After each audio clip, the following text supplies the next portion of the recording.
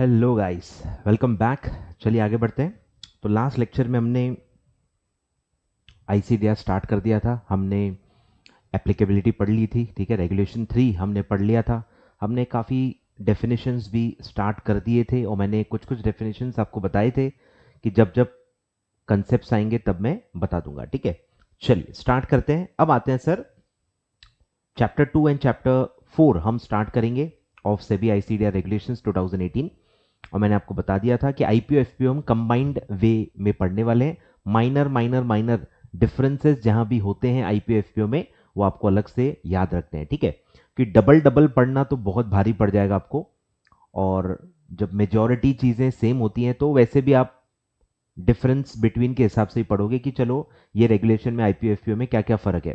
तो आपको डिफरेंसेस पे ध्यान देना है, एफपीओ को पूरी तरह से अलग से नहीं पढ़ना है, ठीक है। चलिए आईपीओ एफपीओ पढ़ते हैं, स्टार्ट करते हैं। और हर बुक में हर जगह ऐसे ही होता है, ठीक है। ऐसा नहीं कि मैं कोई स्पेशल चीज कर रहा हूं, ठीक है। तो वो ऐसा नहीं है, सब लोग ऐसा ही पढ़ाते हैं और काफी बुक्स में भी ऐसा ही दिया है। अब इसमें काफी पार्ट्स हैं, ठीक है। चैप्टर्स के अंदर काफी सारे पार्ट्स होते हैं। तो पार्ट 1 है उसका एलिजिबिलिटी रिक्वायरमेंट, ठीक है। एलिजिबिलिटी रिक्वायरमेंट, ठीक है। इसमें आईपीओ एफपीओ में फर्क है, इसमें आईपीओ एफपीओ में फर्क है। और बहुत ही कॉमन सेंस वाली बात है कि जब आप आईपीओ ला रहे हो तब आप अनलिस्टेड कंपनी होते हो, और जैसे ही आप आईपीओ लाते हो आप लिस्टेड कंपनी बन जाते हो। इसीलिए स्ट्रिक्ट एलिजिबिलिटी रिक्वायरमेंट्स होते हैं। अब जब आप एफपीओ ला रहे हो, अरे भाई आप ऑलरेडी लिस्ट हो, आप ऑलरेडी लिस्टेड हो, और एफपीओ के बाद भी आप लिस्टेड ही रहने वाले हो, आपका कैरेक्टर बदल नहीं रहा। तो उसमें बहुत ही रिलैक्स्ड कंडीशंस हैं, उसमें कुछ खास एलिजिबिलिटी रिक्वायरमेंट है ही नहीं।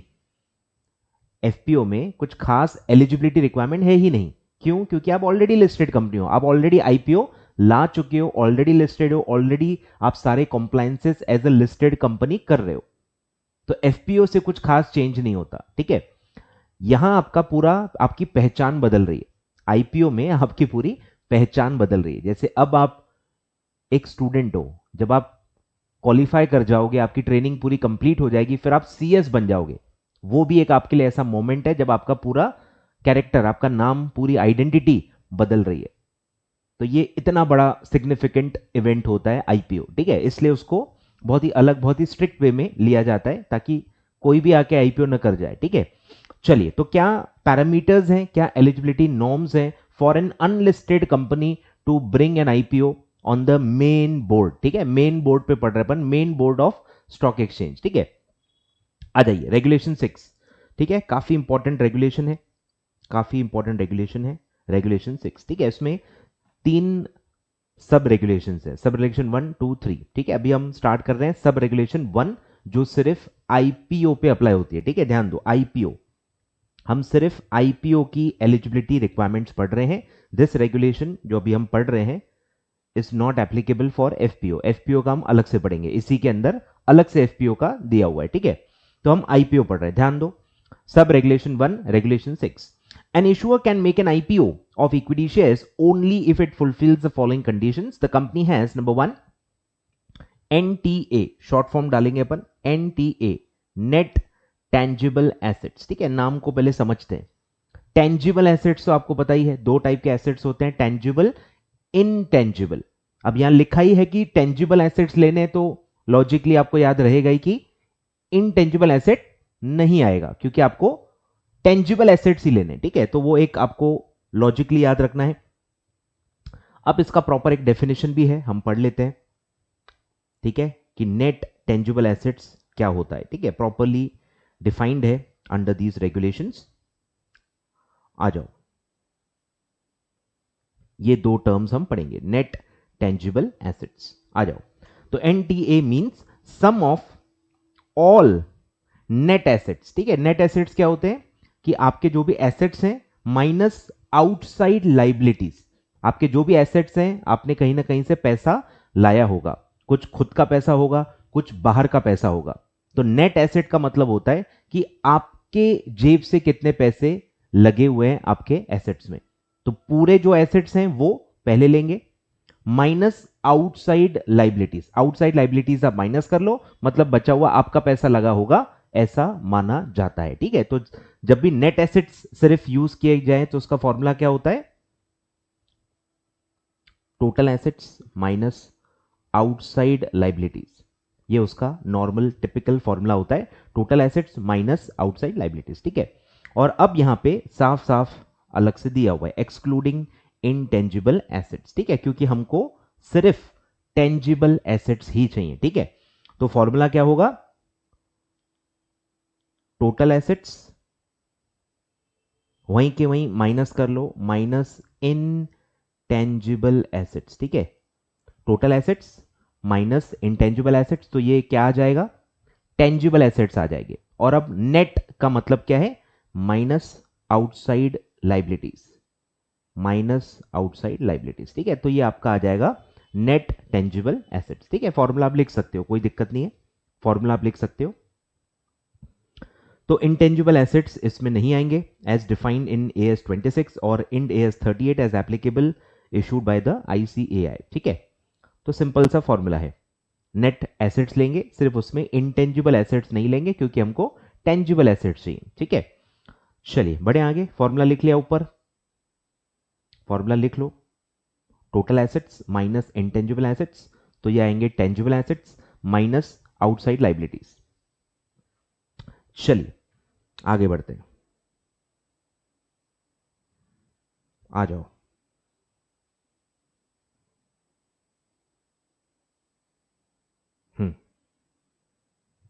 ठीक है, यहां थे अपन, आगे। तो कितने टेंजिबल एसेट्स चाहिए? ऑफ एटलीस्ट, ठीक है, मिनिमम है at least 3 crore in each of the preceding 3 full financial year. ठीक है, कम से कम 3 फुल फाइनेंशियल ईयर्स आपके होने चाहिए, आपका एग्जिस्टेंस 3 फाइनेंशियल ईयर्स का होना चाहिए, और हर साल में मिनिमम आपका जो नेट टेंजिबल एसेट्स हैं वो 3 करोड़ होना चाहिए। ठीक है, तो फुल का मतलब वही दिया हुआ है 12 मंथ्स ईच। ठीक है, फुल फाइनेंशियल ईयर होना चाहिए, आधा अधूरा कोई साल है तो वो उसमें नहीं आएगा। ठीक है, फुल ईयर ही लेने हैं, 3 full financial years. Of which, अब ध्यान दो, ऑफ विच मतलब ये जो नेट टेंजिबल एसेट्स है उसका ब्रेकअप क्या होगा, उसके अंदर कौन से टाइप के एसेट्स होंगे, उसके लिए भी कंडीशन दी हुई है, ध्यान दो। Of which not more than, not more than, not more than मतलब मैक्सिमम, कि मैक्सिमम कितने मॉनेटरी एसेट्स हो सकते हैं। ठीक है, मॉनेटरी एसेट्स क्या होते हैं?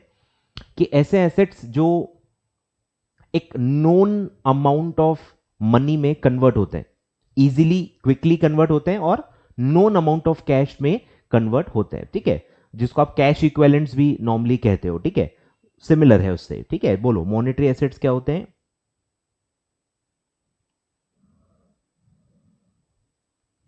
ऐसे लिक्विड एसेट्स, लिक्विड का ऑब्वियसली मतलब है जो जल्दी कन्वर्ट हो जाते हैं कैश में, प्लस वो एक नोन अमाउंट में कन्वर्ट होने चाहिए। ठीक है, लगभग आपको अमाउंट पता होना चाहिए कि कितने में कन्वर्ट होने चाहिए। ठीक है, तो क्विकली कन्वर्ट होने चाहिए, लिक्विड होने चाहिए, और एक नोन अमाउंट ऑफ कैश में कन्वर्ट होने चाहिए। ठीक है, तो उसको आप कहते हो मॉनेटरी एसेट्स। तो सर उसके एग्जांपल्स भी बता दो यार। तो एग्जांपल्स में तो पहले कैश एंड कैश इक्विवेलेंट्स ही आते हैं, सारे cash and cash equivalents monetary assets होते हैं। फिर आपके बिल रिसीवेबल, आपका डेटर अकाउंट रिसीवेबल जिसको आप कहते हो, अकाउंट रिसीवेबल भी आता है इसमें। फिर कोई इन्वेस्टमेंट्स हैं आपके, शॉर्ट टर्म इन्वेस्टमेंट्स। ठीक है, सब ये आते हैं मॉनेटरी एसेट्स में। ठीक है, ये कैश में कन्वर्ट होते हैं और क्विकली होते हैं, और नोन अमाउंट ऑफ कैश में ही कन्वर्ट होते हैं। ठीक है, तो ये जो आपका पूरा पैसा है, ठीक है, नेट टेंजिबल एसेट्स के अंदर इनका कितना प्रपोर्शन होना चाहिए? Not more than 50%। ठीक है, 50% से ज्यादा मॉनेटरी एसेट्स नहीं होने चाहिए। अब मॉनेटरी एसेट्स के अलावा कौन से एसेट्स होते हैं? Fixed assets. ठीक है, कौन से एसेट्स मॉनेटरी एसेट्स नहीं होते हैं? फिक्स्ड एसेट्स, क्योंकि वो कैश में कन्वर्ट होते ही नहीं है, वो आप बेचने के लिए खरीदते ही नहीं हो, वो तो आप यूज करते हो, वो यूज करने के लिए होते हैं, लॉन्ग टर्म एसेट्स होते हैं और यूज करने के लिए होते हैं, उनसे आप बेनिफिट्स ही लेते हो, उससे कभी कैश नहीं मिलती आपको नॉर्मली। आए ख्याल में? तो इनका इनडायरेक्टली क्या बोलना है कि मॉनेटरी एसेट्स ज्यादा से ज्यादा 50% ही होनी चाहिए, और बचा हुआ क्या होना चाहिए? फिक्स्ड एसेट्स, मतलब फिक्स्ड एसेट्स आपके 50% बचा हुआ होना चाहिए। ठीक है, तो वो दिया हुआ है not more than 50% is held in the monetary assets. ठीक है, तो इसका डायग्राम बना हुआ है, ध्यान दो, बताते जाता हूं। ठीक है, आपको बना के दिया है मैंने कि एनटीए का कंडीशन कैसा फॉलो होगा। आपको पहले क्या देखना होगा कि एनटीए कितना है। पहला कंडीशन आप क्या चेक करोगे कि एनटीए कितना है। अब वो कट ऑफ क्या है उसका 3 करोड़, कि हर साल में प्रीसीडिंग 3 फुल फाइनेंशियल ईयर्स में 3 करोड़ से कम है या 3 करोड़ से ज्यादा है। ठीक है, तो पहला है एटलीस्ट 3 करोड़ है, 3 करोड़ और मोर। एटलीस्ट का मतलब क्या होता है, एग्जैक्ट 3 करोड़ और मोर। ठीक है, और दूसरा है कि वो उससे कम है। ठीक है, ऐसे दो सिचुएशंस होते हैं। अब अगर वो 3 करोड़ है तो फिर आपको चेक करना है कि भैया मॉनेटरी एसेट्स का क्या प्रपोर्शन है, मॉनेटरी एसेट्स का क्या प्रपोर्शन है। ठीक है, अब एक और जो मॉनेटरी एसेट्स का कंडीशन है वो पढ़ लेते हैं, ध्यान दो। मेन रेगुलेशन क्या बोलता है, मॉनेटरी एसेट्स 50% से ज्यादा नहीं होने चाहिए। ठीक है, फिर दिया है हाउएवर अगर है तो उसके लिए भी एक रास्ता आपको दिया हुआ है। If more than 50% of the net tangible assets are held in monetary assets, अगर ऐसा है, ऊपर का कंडीशन फुलफिल नहीं हो रहा है, तो क्या आपके लिए कर रास्ता दिया हुआ है, ध्यान दो। The issuer has made firm commitment to utilise such excess monetary asset. ठीक है, जो एक्सेस है, फॉर एग्जाम्पल आपका मॉनेटरी एसेट का परसेंटेज आ रहा है 60%, अलाउड कितना है 50%, तो एक्सेस कितना हुआ सर 60% माइनस 50%, तो भैया सिर्फ 10% ज्यादा है।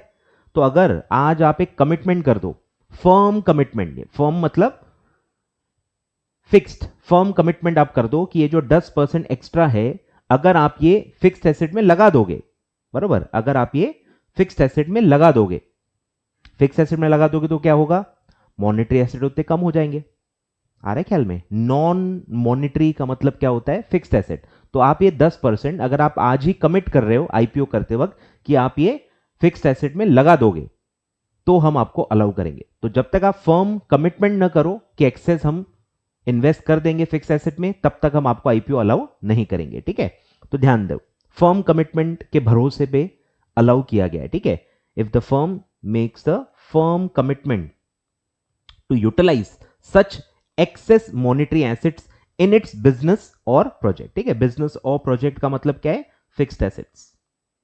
तो अगर आप वो फिक्स्ड एसेट्स में इन्वेस्ट कर दोगे, ऐसा वादा कर रहे हो, फर्म कमिटमेंट कर रहे हो, तो चल जाएगा। फर्दर द लिमिट ऑफ 50%, अब ये भी देखो प्रोविजो, ध्यान दो कि अगर ये जो लिमिट है 50% की, ये कहां अप्लाई नहीं होती।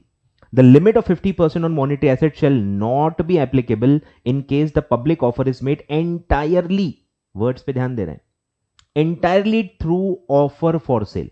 अगर आप आईपीओ ला रहे हो और वो पूरा का पूरा आईपीओ ऑफर फॉर सेल के रूप में, ऐसा भी होता है।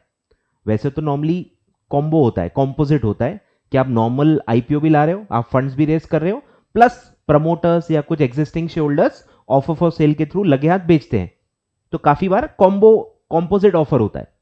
पर अगर आपका issue completely entirely offer for cell है, ऑफर फॉर सेल किया जा रहा है, प्रमोटर्स या एग्जिस्टिंग शेयर होल्डर्स सेल कर रहे हैं, नया कोई शेयर इशू नहीं हो रहा है, existing share holders offer for sale दे रहे हैं कंपनी के थ्रू, तो इन दैट केस ये मॉनेटरी कंडीशन, मॉनेटरी एसेट्स की कंडीशंस अप्लाई नहीं होंगी। क्लियर है? तो आपको अब आते हैं चार्ट पे, देखो अब यहां आपको समझ में आएगा कि अगर आपका 3 करोड़ से ज्यादा है, अगर आपका एनटीए 3 करोड़ से ज्यादा है, ठीक है, तो कंडीशन फुलफिल होती है मोटा मोटी। फिर आप चेक करोगे कि यार ये जो इशू है ये पूरा ऑफर फॉर सेल तो नहीं है, क्योंकि उसमें मॉनेटरी एसेट देखना ही नहीं है। समझ में आ रहा है? पहले ही हम ऑफर फॉर सेल को अलग कर रहे हैं, क्यों? क्योंकि उसमें मॉनेटरी एसेट्स की कंडीशन अप्लाई होती नहीं है। मॉनेटरी एसेट कितने भी हो, आपका एनटीए अगर 3 करोड़ से ऊपर है, आप ऑफर फॉर सेल कर सकते हो, ठीक है। तो इसलिए अलग से एक दिया गया है कि चेक करेंगे कि क्या वो IPO only offer for cell वाला है तो बस फिर आपका एनटीए का कंडीशन फुलफिल हो गया, आपको मॉनेटरी एसेट्स देखने की जरूरत नहीं है, ठीक है। तो पैरामीटर फुलफिल हो गया, मतलब एनटीए का कंडीशन फुलफिल हो गया। फिर अगर ये आईपीओ है मतलब only offer for cell, OFS बोलेंगे इसको, ओनली ओएफएस नहीं है, ओनली ओएफएस है ही नहीं, मतलब या तो प्रॉपर आईपीओ है, आप फंड्स रेज कर रहे हो, या तो आईपीओ प्लस ओएफएस है। समझ में आ रहा है क्या क्या क्या पॉसिबिलिटीज हैं? पहला है सिर्फ आईपीओ, मतलब ओएफएस का कोई इसमें कैरेक्टर या कोई कंपोनेंट है ही नहीं, आप नए शेयर्स प्रॉपरली इशू कर रहे हो। फिर एक होता है ओनली ओएफएस, ठीक है, कि नया आईपीओ नहीं है, नए शेयर इशू नहीं हो रहे हैं, एग्जिस्टिंग वाले सिर्फ सेल कर रहे हैं और लिस्ट कर रहे हैं। और फिर आता है कॉम्पोजिट आईपीओ प्लस ओएफएस। समझ में आ रहा है क्या? ऐसे 3 सिचुएशंस हो सकते हैं। तो कहां क्या हो रहा है, ये वाला जो है ओनली ओएफएस वो यहां पे आता है, और जो आईपीओ है जिसमें आप मॉनेटरी एसेट्स चेक करोगे वो 2 सिचुएशंस आएंगी। समझ में आ रहा है? सिर्फ आईपीओ है तो भी मॉनेटरी एसेट्स की कंडीशंस अप्लाई होंगी, और अगर आईपीओ प्लस ओएफएस है, कॉम्पोजिट इशू है, तो भी मॉनेटरी एसेट्स की कंडीशन अप्लाई होगी। तो मॉनेटरी एसेट्स की कंडीशन कब अप्लाई नहीं हो रही है? सिर्फ और सिर्फ जब आपका पूरा जो आईपीओ है वो ओनली ओएफएस है। ओनली ओएफएस के केस में सिर्फ मॉनेटरी एसेट्स की कंडीशन अप्लाई नहीं होगी। क्लियर है? अच्छे से लिख लो, ठीक है, बिल्कुल अच्छे से लिख लो कि ओनली ओएफएस वाला ही यहां पे आएगा जिसमें आप मॉनेटरी एसेट्स की कंडीशन चेक नहीं करोगे। सिर्फ आईपीओ है या आईपीओ प्लस ओएफएस है तो मॉनेटरी एसेट्स की कंडीशन चेक की जाएगी। ठीक है, क्लियर है? 2-2 3-3 बार रिपीट कर रहा हूं ताकि आपको कोई कंफ्यूजन ना रहे। ठीक है, चलिए, तो अब अगर आईपीओ है, ठीक है, यानी सिर्फ ओएफएस नहीं है, तो आप मॉनेटरी एसेट्स का कितना प्रोपोर्शन है टोटल टेंजिबल एसेट्स में, नेट टेंजिबल एसेट्स में, वो भी चेक करेंगे। अब वो प्रोपोर्शन अप टू 50% होगा या मोर देन 50% होगा। अप टू 50% है तो कंडीशन फुलफिल हो गई, क्योंकि मैक्सिमम लिमिट वही दी है ना, नॉट मोर देन 50%, तो चल जाता है। ठीक है, तो पहला पैरामीटर है। इज लेस देन और इक्वल टू, ठीक है, यानी अप टू 50% है तो आपका ये कंडीशन फुलफिल हो जाएगा, कोई भी प्रॉब्लम नहीं है। एनटीए की जो कंडीशन है, क्लॉज ए है, वो फुलफिल हो गया ऐसा माना जाएगा। ठीक है, फिर है अगर वो मोर देन 50% है तो हम देखेंगे कि आप फर्म कमिटमेंट करने के लिए तैयार हो या नहीं हो। फर्म कमिटमेंट अगर आप करने के लिए रेडी हो कि आप जो एक्सेस है वो कहीं प्रोजेक्ट में लगा दोगे, ऐसा फर्म कमिटमेंट करने के लिए आप रेडी हो तो हम आपको अलाउ करेंगे। ठीक है, तो ये सिचुएशन में फर्म कमिटमेंट जरूरी है। अगर आप फर्म कमिटमेंट नहीं कर रहे हो तो एनटीए की कंडीशन फुलफिल नहीं हुई है, मतलब आप आईपीओ नहीं ला सकते। ठीक है, तो firm commitment to invest the excess monetary assets in the business और प्रोजेक्ट। ठीक है, तो ये हो गया। और अब अगर आपका एनटीए 3 करोड़ से ही कम है तो ये तो 3 करोड़ के ऊपर है, फिर हम मॉनेटरी एसेट का प्रोपोर्शन वगैरह चेक कर रहे हैं। अरे भैया, अगर आपका एनटीए ही 3 करोड़ से नीचे है तो आपकी कंडीशन फुलफिल नहीं होगी। ठीक है, तो आप एनटीए मतलब आप आईपीओ नहीं कर सकते। ठीक है, ध्यान दो, पैरामीटर नॉट फुलफिल्ड। अगर आपका एनटीए लेस देन 3 करोड़ है than the condition, then the parameter is not fulfilled. ठीक है, स्टिल आपके पास एक ऑल्टरनेटिव रूट होता है, वो अपन बाद में पढ़ेंगे। मतलब एनटीए की कंडीशन फुलफिल नहीं हुई है और आप कंडीशन पैरामीटर्स फुलफिल नहीं कर रहे हो। क्लियर है? तो ये पूरा पहला क्लॉज है, ये पूरा पहला क्लॉज है एनटीए। ठीक है, क्लियर है? यहां तक क्लियर है क्या भाई? सिंपल है, देख लो अच्छे से, देख लो अच्छे से। ठीक है, सिंपल है, ज्यादा टफ नहीं है। कि हम चेक करेंगे 3 करोड़ एटलीस्ट है या नहीं है। एटलीस्ट है तो हम चेक करेंगे ओनली ओएफएस है क्या। ओनली ओएफएस है तो पैरामीटर फुलफिल हो गया, मॉनेटरी एसेट चेक नहीं करना है। फिर अगर आईपीओ है या आईपीओ प्लस ओएफएस है तो मॉनेटरी एसेट चेक किए जाएंगे, देखेंगे कितना प्रपोर्शन है। 50% से कम है, अप टू 50% है तो पैरामीटर फुलफिल हो गया और कुछ भी नहीं करना है। और अगर मोर देन 50% है तो फर्म कमिटमेंट ले लेना है और फिर आप आईपीओ कर सकते हो। और अगर आपका एनटीए लेस देन 3 करोड़ है तो आप एनटीए का कंडीशन फुलफिल नहीं कर रहे हो। ठीक है, चलिए अब ध्यान दो, 3 क्लॉज हम पढ़ेंगे, चौथा तो सिचुएशनल है। 3 क्लॉज है और तीनों के बीच में है एंड। समझ में आ रहा है? तीनों कंडीशंस क्यूमुलेटिवली फुलफिल करनी है। एक भी कंडीशन फुलफिल नहीं हुई तो आप आईपीओ नहीं ला सकते। आई रिपीट, एक भी कंडीशन फुलफिल नहीं हुई तो आप आईपीओ नहीं ला सकते। क्लियर है? चलिए, तो पहला हो गया एनटीए का। अब जो एनटीए ही का कंडीशन फुलफिल नहीं कर रहा है तो आप आगे की कंडीशन चेक करोगे ही नहीं। आए ख्याल में? तो अगर आप एनटीए फुलफिल कर रहे हो, पैरामीटर फुलफिल कर रहे हो, तो हम सेकंड पैरामीटर चेक करेंगे। ठीक है, चलिए आ जाइए। सेकंड पैरामीटर है the company has minimum average, ठीक है। अब ध्यान दो, अब एवरेज वर्ड आएगा, ऊपर एवरेज वर्ड नहीं था क्योंकि वो बैलेंस शीट का एलिमेंट था। नेट टेंजिबल एसेट कहां से निकलता है? बैलेंस शीट में। बैलेंस शीट्स में एवरेज नहीं आता। यहां ध्यान दो, अब ये प्रॉफिट एंड लॉस का अमाउंट है इसलिए इसमें एवरेज वर्ड आता है। एवरेज प्री टैक्स, ठीक है, बिफोर टैक्स ऑपरेटिंग प्रॉफिट, ठीक है, आपका प्री टैक्स ऑपरेटिंग प्रॉफिट कितना होना चाहिए? ऑफ 15 करोड़, ठीक है, minimum 15 crore calculated on a restated and consolidated basis in each of these preceding 3 years, ठीक है। हर साल में ऑन एन एवरेज आपका pre tax operating profit 15 crore का होना चाहिए। अब ये रीस्टेटेड एंड कंसोलिडेटेड बेसिस क्या होता है? रीस्टेटेड में होता है कि अगर आपने कुछ चेंजेस किए हैं फाइनेंशियल स्टेटमेंट्स में, काफी बार बाद में चेंजेस किए जाते हैं, एरर्स और कंपनीज एक्ट में आपने पढ़ा हुआ है, बहुत अलग अलग रीजंस की वजह से फाइनेंशियल स्टेटमेंट्स में चेंजेस किए जाते हैं, तो वो होता है रीस्टेटेड। या फिर एक होता है कि जो हम नीचे पढ़ेंगे कि अगर आपका स्ट्रक्चर बदल रहा है, आप कुछ समय तक पार्टनरशिप फर्म थे, बाद में आप कंपनी बने, कन्वर्जन हुआ है, आपका स्ट्रक्चर बदला है, तो उसमें भी रीस्टेटमेंट करना पड़ता है। पुराना जो आपका स्ट्रक्चर था उसके फाइनेंशियल्स कंपनीज एक्ट के हिसाब से आपको फिर से बनाने पड़ते हैं, तो वो होता है रीस्टेटेड बेसिस, ठीक है। और एक आता है कंसोलिडेटेड बेसिस कि अगर आपका ग्रुप है तो कंसोलिडेटेड बनाना है। कंसोलिडेटेड आप पढ़ ही चुके हो, कंसोलिडेटेड फाइनेंशियल स्टेटमेंट्स, ठीक है, अकाउंटिंग स्टैंडर्ड भी है उसका, और पूरा एग्जीक्यूटिव में आप पूरा चैप्टर अकाउंट्स में पढ़ चुके हो, ठीक है। तो वो होता है कंसोलिडेटेड बेसिस, पूरा ग्रुप का मिला के। क्लियर है? तो minimum average pre tax operating profit, ठीक है। तो इसको आप समझने के लिए क्या समझ सकते हो? ईबीआईटी याद आ रहा है कुछ? एग्जीक्यूटिव पास आउट होना, EBIT earning before interest and tax, इसको नॉर्मली क्या माना जाता है? प्री टैक्स ऑपरेटिंग प्रॉफिट, ठीक है। नॉर्मली ईबीआईटी को प्री टैक्स ऑपरेटिंग प्रॉफिट माना जाता है, ठीक है। तो 15 करोड़ का प्री टैक्स ऑपरेटिंग प्रॉफिट आपका on an average in the preceding 3 financial years होना चाहिए। और फिर ये भी कंडीशन फुलफिल हो गई तो थर्ड कंडीशन चेक करेंगे। Third condition is of net worth, ठीक है। Company has a net worth of at least 1 crore, ठीक है, एटलीस्ट 1 करोड़, ठीक है, बहुत ही कम लिमिट है। नेट टेंजिबल एसेट्स की 3 करोड़ है लेकिन नेटवर्थ की सिर्फ 1 करोड़ है। At least 1 crore in each of the preceding 3 full financial years calculated on a restated and a consolidated basis, ठीक है। क्यूमुलेटिवली तीनों कंडीशंस अगर आप फुलफिल कर रहे हो then you are eligible for IPO, ठीक है।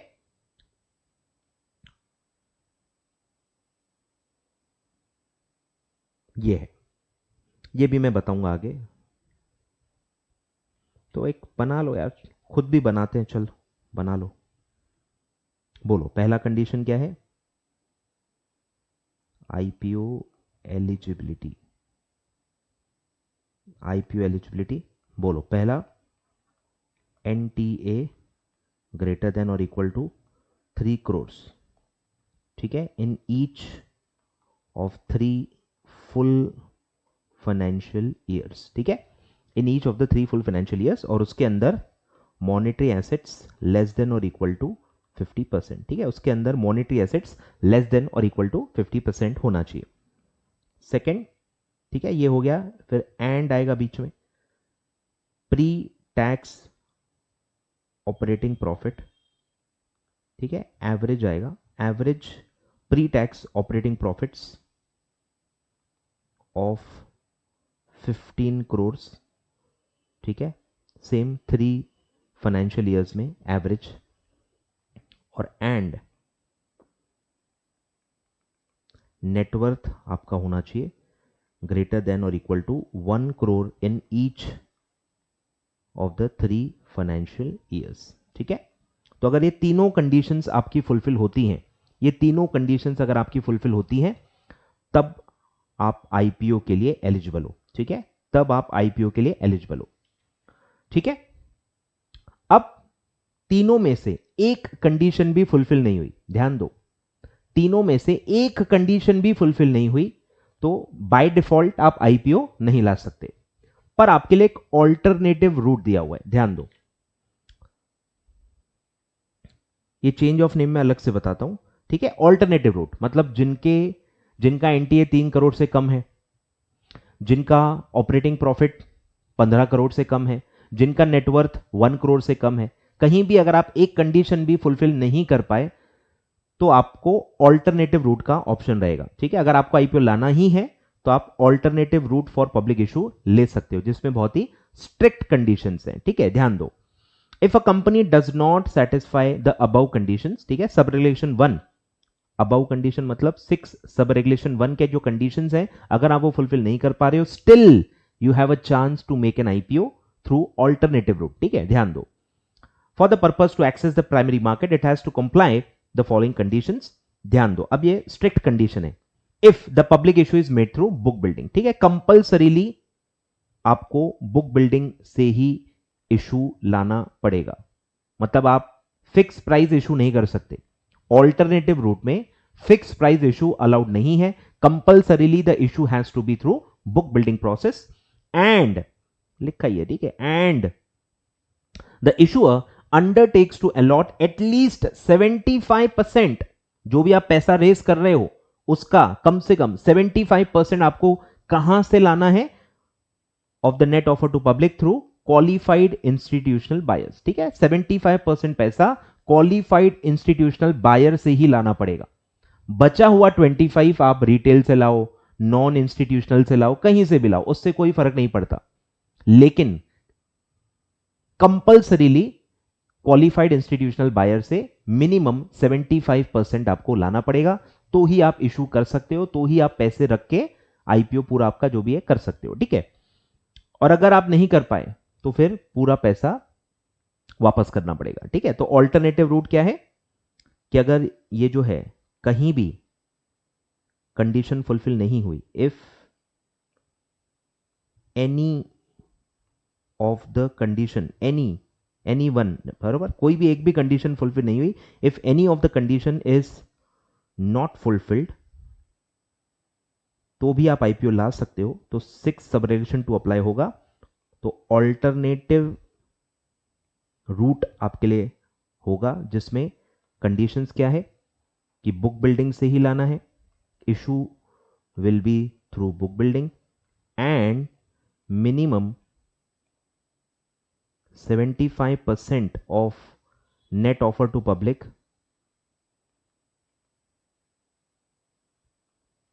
is from qualified institutional buyers। ठीक है, नेट ऑफर टू पब्लिक क्या होता है वो भी हम पढ़ लेंगे कि जो आपका टोटल इशू है, टोटल जो आप पैसा रेस कर रहे हो, उसमें से अगर आप प्रमोटर का जो भी कंट्रीब्यूशन होगा वो माइनस कर दोगे, और कुछ आप रिजर्वेशंस कर सकते हो एम्प्लॉयज के लिए या कुछ स्पेसिफाइड लोगों के लिए, उसमें भी एक मैक्सिमम लिमिट होती है, तो जो रिजर्वेशंस हैं वो भी आप माइनस कर लो। पूरा जो आपका इशू है, सपोज आपका 100 करोड़ का इशू है, 100 करोड़ में से सपोज 20 करोड़ प्रमोटर ला रहे हैं, तो 20 करोड़ हटा दो, 5 करोड़ का आपने रिजर्वेशन किया हुआ है, तो 20 और 5 25 करोड़ अगर मैं हटा दूं तो 75 करोड़ जनता से जो मैं मांग रहा हूं उसको कहते हैं नेट ऑफर टू पब्लिक। तो नेट ऑफर टू पब्लिक जो भी है 75 करोड़, उसका 75%, ध्यान दो, बेस फुल आईपीओ नहीं है, बेस क्या है, नेट ऑफर टू पब्लिक। तो जो भी नेट ऑफर टू पब्लिक है उसका 75% आपको क्वालिफाइड इंस्टीट्यूशनल बायर से लाना है। क्लियर है? तो ये अगर आप करने के लिए रेडी हो तो आप आईपीओ कर सकते हो, और अगर आप नहीं कर पाए, 75% नहीं आ पाया, ठीक है, भले टोटल अमाउंट आ गया 75 करोड़ आपको चाहिए था, 75 करोड़ आ गया, लेकिन क्यूआईबी से 75% नहीं आया तो भी इशू कैंसिल हो जाएगा। देखो ध्यान दो, एग्जाम्पल लो, ठीक है, 100 करोड़ आपका आईपीओ है, सपोज इसमें 20 करोड़ आप प्रमोटर कंट्रीब्यूशन ले लो और 5 करोड़ का रिजर्वेशन ले लो। ठीक है, तो ये निकाल के क्या आएगा कि नेट ऑफर टू पब्लिक कितना आना चाहिए, नेट ऑफर टू पब्लिक कितना आना चाहिए बोलो, 75 करोड़। ठीक है, अब ये 75 करोड़ जो आप पब्लिक से मांग रहे हो, इसमें इसका 75% जो कि कितना आएगा, 75 into 75%, that will come to 56.25 crore. ये आपको लाना पड़ेगा क्यूआईबी से, बाकी आप कहीं से भी लाओ, हमको कोई लेना देना नहीं है। अब अगर ध्यान दो, अब अगर सपोज आपका पैसा आपने कलेक्ट किया, सपोज आपको 75 करोड़ मिल गए, ठीक है, अब उसमें अलग अलग सिचुएशंस होंगी कि क्यूआईबी से कितना आया। अब अगर क्यूआईबी से पहला सिचुएशन है 60 करोड़ आया, 75 करोड़ आपने रेज कर लिया, उसमें से 60 करोड़ QIB से आया, तो अगर आप परसेंटेज निकालोगे तो 75% से ज्यादा आएगा, तो मतलब वो इशू चल जाएगा। 60 करोड़ अगर QIB से आया आउट ऑफ 75%, तो परसेंटेज निकाल के देख लो, 60 डिवाइडेड बाय 75 इंटू 100 तो आता है 80%, विच इज मोर देन 75%। ठीक है, तो कंडीशन फुलफिल हो गई, ऑल्टरनेटिव रूट से आप IPO कर लो। फिर दूसरी सिचुएशन आएगी कि अगर वहां से सिर्फ 50 करोड़ आया, ठीक है, टोटल 75 आ गया, ध्यान दो, टोटल 75 आ गया, इशू टोटलिटी में सब्सक्राइब हो गया है, लेकिन QIB से 75% नहीं आ पाया, तो भी इशू कैंसिल होगा। आप कहोगे सर 75 तो ला लिया ना, इतनी मेहनत की हमने, इशू पूरा सब्सक्राइब हो गया, या हो सकता है ओवर सब्सक्राइब हो गया होगा, पर अगर आप QIB से 75% नहीं ला पाए तो भी इशू कैंसिल होगा। ऑल्टरनेटिव रूट में वैसा अलाउड नहीं है, बुक बिल्डिंग से ही लाना है, और कम से कम 75% पैसा QIB से ही लाना है। ठीक है, तो QIB से कितना आया है, that is a very strict condition. ठीक है, तो अगर यहां पे आपका टोटल 75 आ गया है, बट अगर उसका सिर्फ 50 करोड़ ही QIB से आया है, तो ये 75% से कम आता है। निकाल के देख लो, 50 डिवाइडेड बाय 75 इंटू 100, तो ये आता है 66.66%, विच इज लेस देन 75%। तो आपका कंडीशन फुलफिल नहीं हुआ है, मतलब आप ऑल्टरनेटिव रूट से IPO नहीं कर सकते। ठीक है, तो ये ध्यान देना है, इसमें आपको क्वेश्चन कुछ भी बना के आ सकता है। ठीक है, बहुत ही इजी कंडीशंस हैं, प्रोफेशनल लेवल पे आप, तो कुछ खास इसमें घुमाने का है नहीं, तो बस आपको नंबर्स से चेक करना है। ठीक है, तो ये पूरा उसका मैथमेटिक्स है। ठीक है, कि नेट ऑफर कैसे निकालेंगे, total offer minus promoters contribution minus reservations if any, है तो, नहीं है तो नहीं आएगा। ठीक है, इफ एनी, तो वो आएगा नेट ऑफर टू पब्लिक, और नेट ऑफर टू पब्लिक का 75% क्वालिफाइड इंस्टीट्यूशनल बायर्स से मिनिमम आना चाहिए। ठीक है, ये सब मैं लिखने के लिए आपको दूंगा, टेंशन मत लो, आखिरी में मैं अच्छे से लिखने के लिए दे दूंगा, पहले हम पढ़ लेते हैं।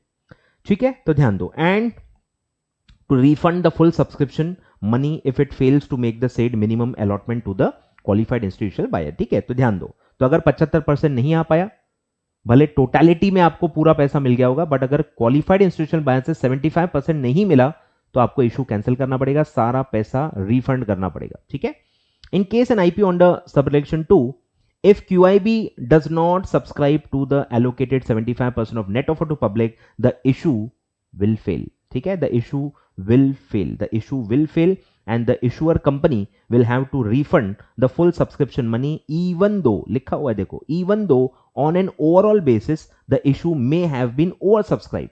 हो सकता है आपको सिर्फ 75 करोड़ चाहिए था पब्लिक से, पब्लिक ने आपको 100 करोड़ दे दिए, फिर भी इशू फेल हो जाएगा और आपको पैसा लौटाना पड़ेगा, क्योंकि QIB से 75% नहीं आया। ठीक है, तो ये बहुत ही स्ट्रिक्ट कंडीशन है, तो दिया है देखो, therefore in these cases 75% subscription from QIB is must, irrespective of the subscription by the retail investor or non retail investor. बाकी कैटेगरी में कितना आपको अलॉटमेंट मिला है उससे कोई लेना देना नहीं है, बस एक ही कंडीशन है, और वो स्ट्रिक्टली फॉलो होनी चाहिए, तो ही आप इशू कर पाओगे, नहीं तो इशू कैंसिल करके पैसा रिफंड करना पड़ेगा। क्लियर है, तो ये पूरा है IPO का।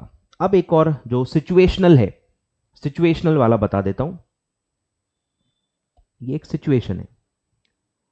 ठीक है, इस पे क्वेश्चन भी आते हैं, ध्यान देना,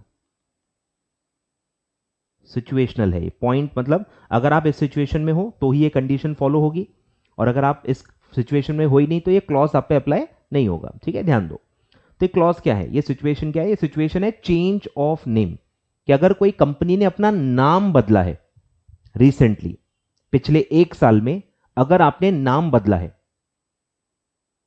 तो ये कंडीशन आपको फुलफिल करनी पड़ेगी। ठीक है, अगर आपने नाम नहीं बदला है तो फिर ये कंडीशन अप्लाई नहीं होगी, बस जो ऊपर के 3 कंडीशंस थे वो अप्लाई होंगे, और उसके हिसाब से आप पूरा कर सकते हो।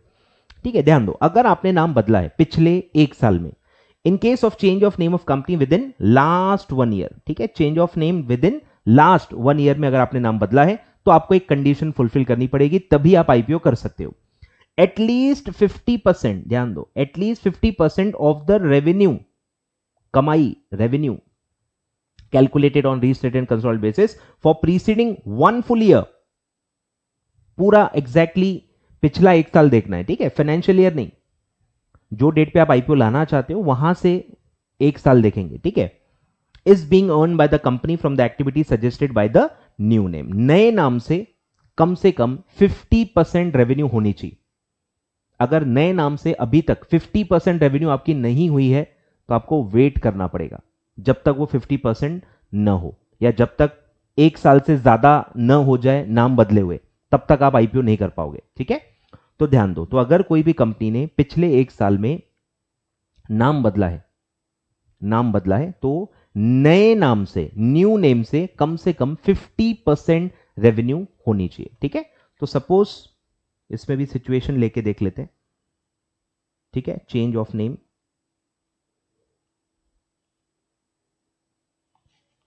ठीक है। मैं सपोज अभी 15 अगस्त पे हूं, ठीक है, 15 अगस्त पे हूं, मैं आईपीओ लाने वाला हूं या लाना चाहता हूं या वॉटेवर। तो मैं 15 अगस्त पे अगर खड़ा हूं तो 15 अगस्त से पिछले, मतलब 16 अगस्त से मैं देखूंगा, पिछले 16 अगस्त से सपोज 2022, ये ले लेते हैं 2023, ठीक है।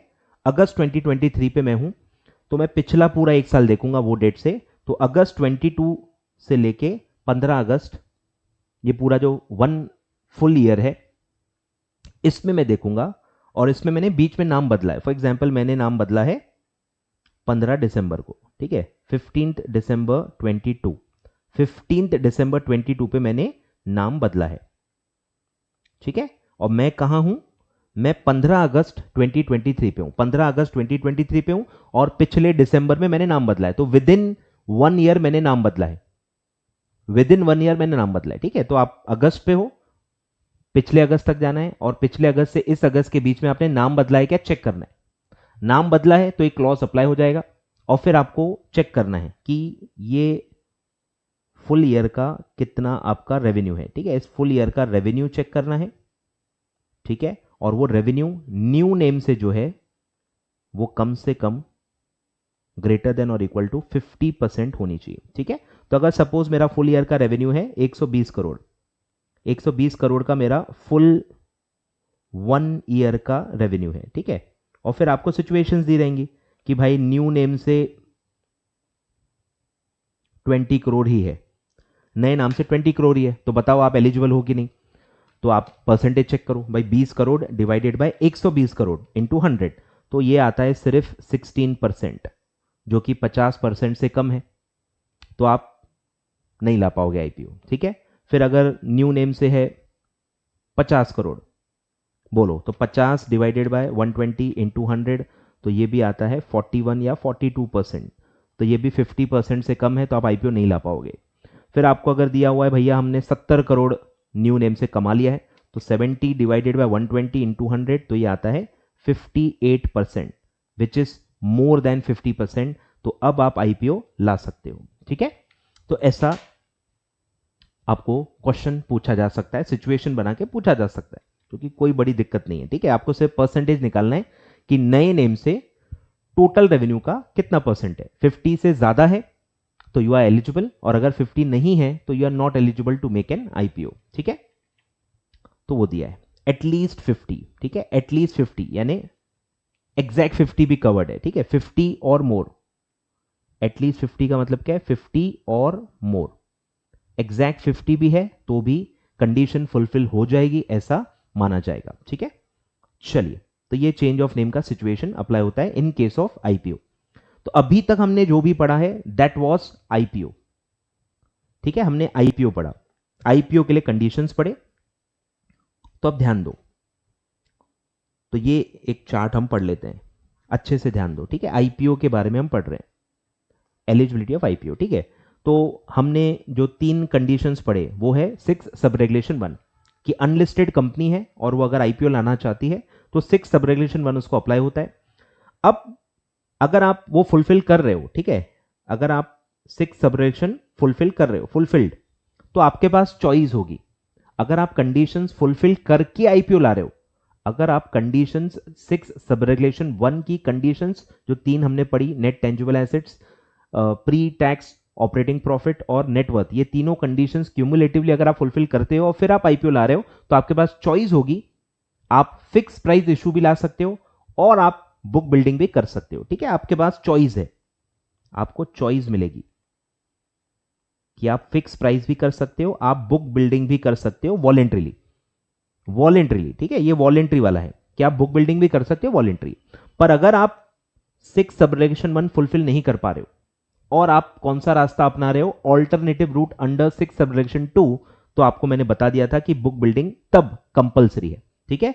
तो ऑल्टरनेटिव रूट में फिक्स्ड प्राइस इशू अलाउड नहीं है, ठीक है। ऑल्टरनेटिव रूट में फिक्स्ड प्राइस इशू अलाउड नहीं है, कंपलसरीली आपको बुक बिल्डिंग से ही करना पड़ेगा। मतलब ये सिर्फ मैं प्राइसिंग के बारे में बता रहा हूं कि प्राइस कैसे डिसाइड होगी। फिक्स प्राइस इशू एक होता है, मैंने आपको बता दिया था, और एक बुक बिल्डिंग के थ्रू भी आप प्राइस डिसाइड करते हो, ठीक है।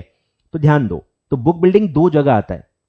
अब जब हम एलोकेशंस पढ़ेंगे ना आगे चल के, तब आपको कंफ्यूजन होगा और वो ना हो इसीलिए मैं बता रहा हूं, ठीक है। तो बुक बिल्डिंग इधर भी आता है, बुक बिल्डिंग उधर भी आता है, फर्क है। लेकिन पहला वाला जो बुक बिल्डिंग है वो 6 सब रेगुलेशन 1 में आ रहा है, क्योंकि आपने कंडीशन फुलफिल की है। You are free to decide by what way you want to decide your price, you can decide through book building also. But अगर आप ऑल्टरनेटिव रूट से आ रहे हो, 6 सब रेगुलेशन 2 में आ रहे हो, देन कंपल्सरी बुक बिल्डिंग में आप आते हो। क्लियर है? चलिए, तो इसका रेफरेंस आएगा, मैं बताऊंगा, एलोकेशन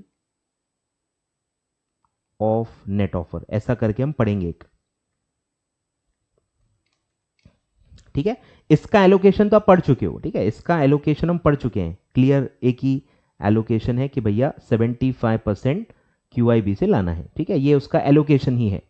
सर यहां क्या एलोकेशन होगा वो हम आगे पढ़ने वाले, और उसी में फिर ये रेफरेंसेस आएंगे, तब मैं आपको बताऊंगा, ठीक है। एलोकेशन के बारे में बताऊंगा कि अलग अलग कैटेगरी ऑफ इन्वेस्टर्स को कितना कितना आपको एलोकेट करना होगा, ठीक है। तो हम बाद में पढ़ेंगे, और तब मैं फिर से इस डायग्राम पे आपको लाऊंगा, तो आप टेंशन मत लो, ठीक है। ये फिर से मैं एक बार आपको दिखा दूंगा और तब मैं पढ़ा तक ध्यान दूंगा, ठीक है। चलिए, तो ये हो गया, ये भी एक डायग्राम है, बना लो, ठीक है। ये बुक बिल्डिंग वॉलेंट्री है, ये बुक बिल्डिंग कंपलसरी है। क्लियर है? बढ़े आगे, चलो पॉज करके आप बना सकते हो कभी भी। अब आते हैं, अच्छा एक ये भी पढ़ लेते हैं, चलो, कि अगर एक ऐसी सिचुएशन आ गई कि पिछले 3-3 साल का जो हम देख रहे थे ना, कि नेट टेंजिबल एसेट पिछले 3 साल का देखना है, ऑपरेटिंग प्रॉफिट 3 साल का देखना है, ये 3 साल में अगर बीच में आपने स्ट्रक्चर बदला है, जब आप आईपीओ ला रहे हो तब तो आप कंपनी हो, उसमें कोई दिक्कत नहीं है, पर आप पिछले पूरे 3 सालों में कंपनी स्ट्रक्चर में नहीं थे, उसमें से कुछ समय आप कोई और स्ट्रक्चर में थे, पार्टनरशिप फर्म होंगे, एलएलपी होंगे, या कोई और स्ट्रक्चर में थे, बाद में आप कंपनी बने और अब आप कंपनी की तरह आईपीओ लाना चाहते हो, तो तब हम कैसे चेक करेंगे ये 3-3 साल का कैसे होगा, क्योंकि आप तीनों साल में कंपनी थे ही नहीं, कुछ समय आप पार्टनरशिप फर्म थे या कुछ समय आप एलएलपी रहे होंगे, तो तब हम क्या करेंगे, तो उसके लिए एक्सप्लेनेशन दिया हुआ है, ध्यान दो कि अगर आप पार्टनरशिप फर्म थे तो क्या करना होगा। In case of an issuer which had been, अभी वो नहीं है, अभी तो वो कंपनी है इसीलिए तो आईपीओ ला रही है ना, पर वो पास्ट में विद इन 3 इयर्स जो आप फाइनेंशियल स्टेटमेंट्स में फाइनेंशियल्स चेक करोगे, उसमें वो कुछ समय पार्टनरशिप फर्म थी, ठीक है, which had been a partnership firm और एलएलपी। द ट्रैक रिकॉर्ड, फिर ट्रैक रिकॉर्ड देखने में प्रॉब्लम होगी ना, the track record of distributable profits of the partnership firm और LLP shall be considered only if, condition fulfil होगी तो ही फिर आप आईपीओ के लिए एलिजिबल होंगे। अगर आप ये कंडीशन फुलफिल करने के लिए रेडी नहीं हो तो फिर आप आईपीओ नहीं ला पाओगे। तो आईपीओ लाना है तो ये कंडीशन फुलफिल करनी पड़ेगी, ठीक है। तो अगर आप पहले पार्टनरशिप फर्म थे या एलएलपी थे, बाद में आप कंपनी बने और फिर आप एज अ कंपनी आईपीओ ला रहे हो, तो आपको क्या करना है, if the financial statements of the partnership business for the period, ध्यान दो जितने समय तक आप पार्टनरशिप फर्म थे उसका, for the period during which the issuer was a partnership firm confirms to or are revised, ठीक है, आपको रिवाइज करने पड़ेंगे फाइनेंशियल स्टेटमेंट्स, क्योंकि पार्टनरशिप फर्म के अकाउंट्स अलग ही बनते हैं, वो कंपनीज एक्ट के शेड्यूल 3 के हिसाब से नहीं बनते, एलएलपी के भी फाइनेंशियल्स अलग से बनते हैं, वो कंपनीज एक्ट के हिसाब से नहीं बनते, तो आपको फिर से फाइनेंशियल्स बनाने पड़ेंगे, रिवाइज करना पड़ेगा, रीस्टेट करना पड़ेगा और उसका ऑडिट कराना पड़ेगा, और वो फाइनेंशियल्स आपको कंपनीज एक्ट के हिसाब से, कंपनीज एक्ट के फॉर्मेट में बनाना पड़ेगा, ठीक है। तो ये आप करने को अगर रेडी हो, और आप वो रीस्टेटेड, इसलिए बार बार रीस्टेटेड वर्ड आ रहा था, अब आया ख्याल में, ये बार बार ऊपर रीस्टेटेड क्यों आ रहा था, तो ये इस सिचुएशन के लिए भी आ रहा था, ठीक है। तो रीस्टेटेड में अलग अलग सिचुएशन होती है, तो ये भी एक सिचुएशन आती है रीस्टेटेड में, तो आपको रिवाइज करना पड़ेगा। Restated revised in the format prescribed under companies act, जिसको आप कहते हो शेड्यूल 3, पढ़ा होगा आपने, ठीक है। शेड्यूल 3 में आपको बनाना पड़ेगा and also comply with the following, ठीक है। एक तो आपको शेड्यूल 3 में पूरे फाइनेंशियल्स बनाने हैं और फिर आपको वही सारे डिस्क्लोजर्स देने पड़ेंगे। Adequate disclosures are made in the financial statements as required to be made in the format prescribe under companies act, मतलब वही शेड्यूल 3 का फॉर्मेट और शेड्यूल 3 के सारे डिस्क्लोजर्स भी आपको देने पड़ेंगे। फिर उसको ऑडिट कराना पड़ेगा फ्रॉम अ चार्टर्ड अकाउंटेंट, जो हर कंपनी कराती है। Financial statements are duly certified by chartered accountant stating that, उसको पूरा सर्टिफाई करना पड़ेगा कि हाँ अकाउंट्स और डिस्क्लोजर शेड्यूल 3 के हिसाब से बनाए गए हैं, उसको सर्टिफाई करना है और उसने पूरे अकाउंटिंग स्टैंडर्ड्स फॉलो किए हैं और हाँ आपके financials true and fair view present करते हैं, ठीक है। ये सर्टिफिकेशन आपको लाना है सीए से, ठीक है, कि अकाउंट्स एंड डिस्क्लोजर्स शेड्यूल 3 के हिसाब से हैं, सारे अकाउंटिंग स्टैंडर्ड्स जो एप्लीकेबल है वो फॉलो किए गए हैं और आपके financials true and fair view present करते हैं, ठीक है। तब हम आईपीओ करने के लिए आपको अलाउ करेंगे। क्लियर है? सिचुएशन क्लियर है क्या? सिचुएशन क्लियर है, ठीक है। सिचुएशन क्लियर है, ठीक है। आगे बढ़ते हैं।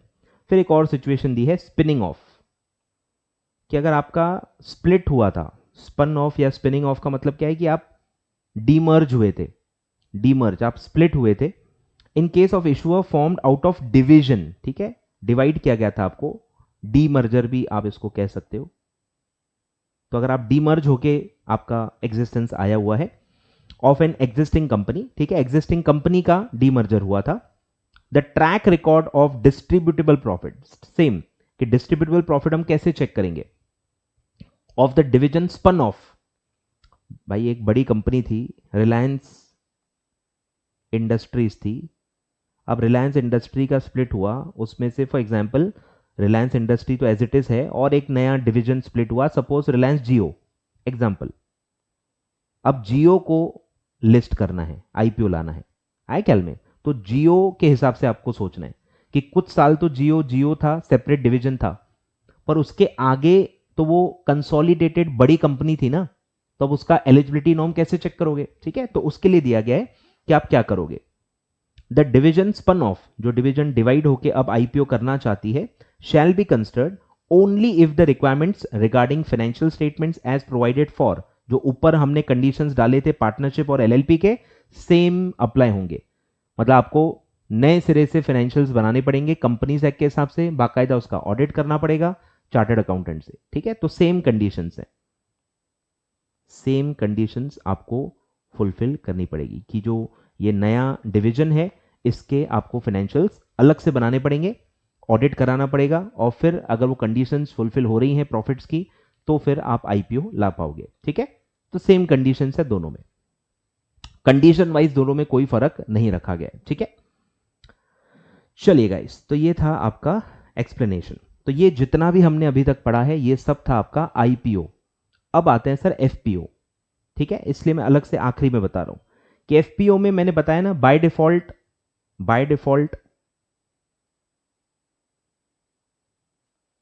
No condition, by default no condition, कोई कंडीशन है ही नहीं, आप ऑटोमेटिकली एलिजिबल हो, automatically listed company, automatically listed company is eligible for FPO, कोई कंडीशन नहीं है, ठीक है, आप ऑटोमेटिकली अलाउड हो, ठीक है, कोई अलग से कंडीशन नहीं है। अब बस एक सिचुएशन दी है, ठीक है, सेम कि अगर लिस्टेड कंपनी ने जो एफपीओ लाना चाहती है, लिस्टेड कंपनी जो एफपीओ लाना चाहती है, अगर उसने 1 साल के दौरान अपना नाम बदला है तब वो फंसेगा, तब वो वही कंडीशन उसको फुलफिल करनी पड़ेगी जो ऊपर भी थी, जो अनलिस्टेड कंपनी को भी आईपीओ में लगती है, एफपीओ में भी ऑलरेडी आप लिस्टेड हो तो भी आपको लगेगी, ठीक है। तो चेंज ऑफ नेम वाला सिचुएशन अप्लाई होता है कि अगर आपने नाम बदला था, ठीक है, सिचुएशन है, इसलिए मैं कह रहा हूं बाय डिफॉल्ट कोई कंडीशन है ही नहीं, मतलब अगर आपने नाम नहीं बदला है तो आप बाय डिफॉल्ट एफपीओ ला सकते हो, आपको कोई एलिजिबिलिटी नॉर्म फॉलो करने की जरूरत नहीं है।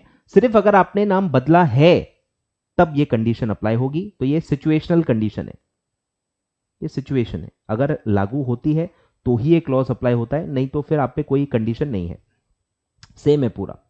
In case of change of name of company within last 1 year, at least 50% of the revenue calculated on restated and consolidated basis for the preceding 1 year is being earned by the company from the activity suggested by the new name. नए नाम से जो नया काम है आपका, जो नए नाम है, उससे एटलीस्ट 50% रेवेन्यू होनी चाहिए, तभी आप एफपीओ ला पाओगे। अब अगर सर 50% नहीं रहा तो भी आपके पास ऑल्टरनेटिव रूट रहेगा। ध्यान दो, ऑल्टरनेटिव रूट आपके पास अवेलेबल है इसमें। अब ध्यान देना, ऊपर में भी अगर आप ध्यान दोगे ना कि जो मैंने आपको बताया, इसमें भले आप एक और कंडीशन ऐड कर दो, ये फोर्थ वाली चेंज ऑफ नेम, ये यहां पे आप अप्लाई ऐड कर दो चेंज ऑफ नेम, ठीक है। मतलब मैं क्या बोलना चाह रहा हूं कि चेंज ऑफ नेम का भी क्राइटेरिया अगर फुलफिल नहीं हो रहा है, जो हमने यहां पढ़ा, यहां जो पढ़ा ना कि ये नहीं हो रहा, ये अप्लाई नहीं हो रहा, ये नहीं हो रहा, तो आप आईपीओ नहीं ला सकते, ऐसा नहीं है। इसमें भी आपको ऑल्टरनेटिव रूट अवेलेबल रहेगा, ठीक है। चेंज ऑफ नेम के केस में भी अगर आप फुलफिल नहीं कर पा रहे हो तो 6 सब रिलेक्शन 2 यानी कि ऑल्टरनेटिव रूट आपके पास अवेलेबल रहेगा, ठीक है। तो आईपीओ में भी अवेलेबल है, एफपीओ में भी है, आईपीओ में भी है, कि कहीं भी कोई भी कंडीशन आप फुलफिल नहीं कर पा रहे हो तो आपके पास ऑल्टरनेटिव रूट ऑफ आईपीओ हमेशा अवेलेबल रहेगा, ठीक है। तो ये मैं लिख लिया। अब ये अपन चलते हैं कि एफपीओ के केस में भी सेम है कि अगर आप लिस्टेड कंपनी हो, चलो इसमें ही बना लेते हैं कि लिस्टेड कंपनी है और वो एफपीओ ला रही है, ठीक है। तो हम क्या पूछेंगे, हम क्या पूछेंगे, चेंज है क्या, change of name in last 1 year, last 1 year में नाम चेंज हुआ है क्या, यस और नो। नो हुए है तो, चेंज ही नहीं हुआ है तो एलिजिबल, आप एलिजिबल हो फॉर एफपीओ, कोई कंडीशन फुलफिल करने की जरूरत नहीं है। लेकिन अगर आपका नाम बदला हुआ है तो हम चेक करेंगे कि आपकी रेवेन्यू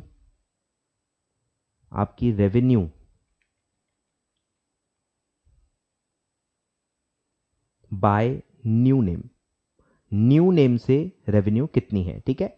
तो वो है एटलीस्ट लेस देन 50% या 50 और मोर, ठीक है। 50 और मोर है तो आप एलिजिबल हो, एलिजिबल फॉर एफपीओ, ठीक है, बिना कोई कंडीशन के। लेकिन अगर आप देखो लेस देन 50% हो तो आप क्या कहोगे, आईपीओ एफपीओ आप नहीं ला सकते, पर ऐसा नहीं है। इसमें भी ऑल्टरनेटिव रूट आपके पास अवेलेबल है, ठीक है। तो यहां पे आप नॉट एलिजिबल हो by default, but can make FPO through alternative route, ठीक है। और ऑल्टरनेटिव रूट क्या है, सेम कि बुक बिल्डिंग से करो और कम से कम 75% क्यूआईबी को अलॉट कर पाए तो आप एफपीओ कर सकते हो, ठीक है। सेम कंडीशन है। तो ये आईपीओ के लिए भी सेम है, एफपीओ के लिए भी सेम है, ठीक है, दोनों के लिए सेम है। क्लियर है। तो मैं लिखने के लिए आपको दे दूंगा, पहले हम पढ़ लेते हैं, ठीक है, पढ़ लेते हैं। It may make FPO only if the issue is made through, ठीक है, यानी ये ऊपर का ये है, if above condition, if above condition is not fulfilled, ठीक है। चेंज ऑफ नेम का कंडीशन अगर आपका फुलफिल नहीं हो रहा है तो आप ऑल्टरनेटिव रूट से कर सकते हो, ठीक है, तो भी आप एफपीओ कर पाओगे। इफ द इशू, एक second, if the issue is made through book building and the issuer undertakes to allot at least 75% of the net offer to public to qualified institutional buyer and to refund if it fails, ठीक है। Same पूरा paragraph है। Clear है क्या। चलिए, तो आप अभी लिख लो अच्छे से, स्क्रीन दे देता हूं मैं आपको, अच्छे से लिख लो,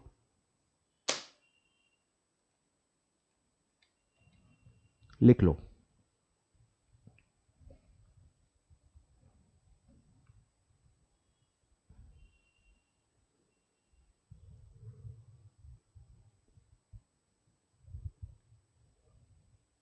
ठीक है, मॉनेटरी एसेट्स है, पॉज करो, लिख लो। फिर है आईपीओ एलिजिबिलिटी, ठीक है, चारों कंडीशंस भले लिख लो यहीं पे, पहले तीन तो बाय डिफॉल्ट हैं ही, फोर्थ वाला जो है वो सिचुएशनल पे है, सिचुएशन में आप आते हो तो ही अप्लाई होता है, नहीं तो नहीं अप्लाई होगा। ठीक है, सब क्यूमुलेटिवली कंडीशंस फुलफिल करनी है।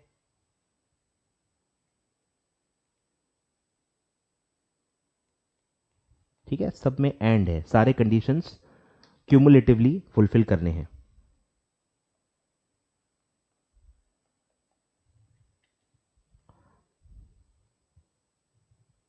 ठीक है, पॉज करो, लिख लो। तो ये 6 सब रेगुलेशन 1 है आईपीओ के लिए। फिर अगर आप एक भी कंडीशन ऊपर फुलफिल नहीं कर पाए तो आपके पास 6 सब रेगुलेशन 2 में ऑल्टरनेटिव रूट होगा, जिसमें आप क्या करना है, बुक बिल्डिंग से करना है और 75% क्यूआईबी को अलॉट कर देना है, तो भी आप आईपीओ कर सकते हो। ठीक है, पॉज करो और लिखो। और फिर आता है जो मैंने न्यूमेरिकल एग्जाम्पल दिया, ये भी आप अच्छे से लिख लो। ये भी 6 सब रिलेक्शन 2 का ही है, ऑल्टरनेटिव रूट का कैलकुलेशन है। ठीक है, पॉज करो और लिख लो। फिर आगे बढ़ते हैं, फिर चेंज ऑफ नेम का भी लिख लो।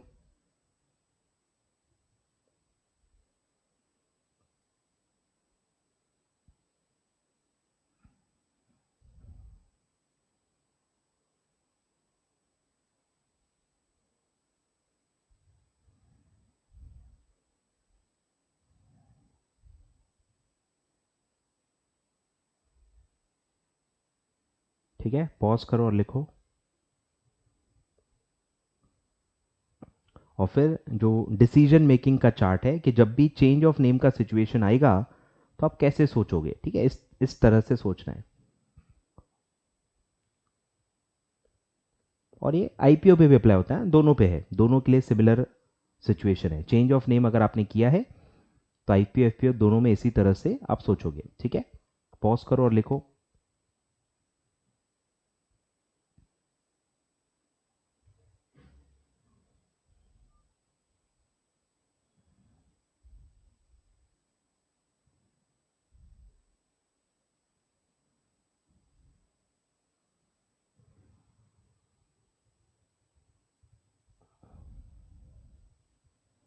ठीक है, चलिए, तो हमने क्या क्या पढ़ा, 6 sub regulation 1 and 6 sub regulation 2। ठीक है, पूरा हमने पढ़ लिया। और अब हम नेक्स्ट पार्ट में आगे बढ़ेंगे। नेक्स्ट पार्ट में मैं आपको पढ़ाऊंगा 6 सब रेगुलेशन 3, 6 सब रेगुलेशन 3। ठीक है, नेक्स्ट पार्ट में हम स्टार्ट करेंगे। चलिए, तो आई होप आज का जो भी था आपने अच्छे से समझ लिया है। 5 मिनट खुद भी आप पढ़ लेना। ठीक है, रोज का जो भी मैं पढ़ा रहा हूँ 5 से 10 मिनट बस आपको लगेगा। एक सेल्फ रीडिंग आप रोज के रोज करते जाओगे तो आपको कोई भी दिक्कत नहीं होगी। ठीक है, याद भी रहते जाएगा और अंडरस्टैंडिंग भी और डेवलप होगी अच्छी। और हो सकता है कुछ डाउट्स भी आ जाए, हो सकता है कुछ डाउट्स भी आ जाए, तो वो भी आप व्हाट्सएप पे उसी दिन क्लियर करते जाओ, तो बेस्ट पढ़ाई आप कर पाओगे। ठीक है, चलिए, तो नेक्स्ट पार्ट में हम आगे बढ़ेंगे, रेगुलेशन 6 सब रेगुलेशन 3 स्टार्ट करेंगे।